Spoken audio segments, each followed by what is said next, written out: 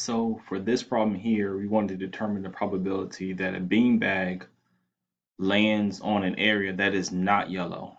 So if you look at each of these squares, this square here is considered to be 1, 2, 3, 4, 5, 6. So there's 6 squares in this little square here.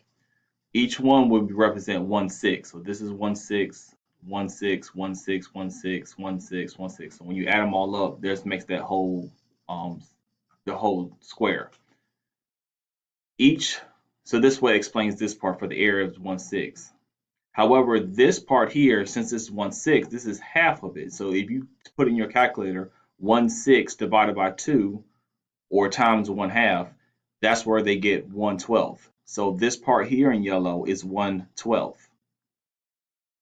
The same thing for this one is if you have this one box here and you cut it in half and cut this one in half, both of these can also considered to be 1/12. So a triangle and a rectangle is considered to be 1/12 once you divide it by 2.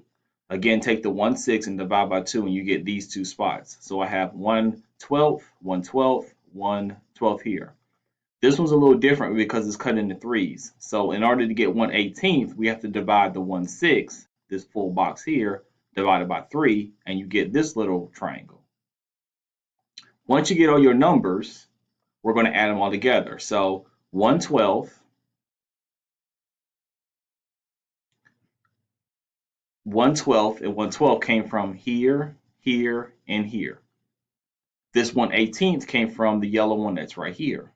So add them all up, I get 11 over 36. Now remember what the question said, not yellow. So if this was yellow, this is yellow, this is yellow, this is yellow, and we add it all up, all we have to do is subtract from 1, which gives us the other portion where it's not yellow.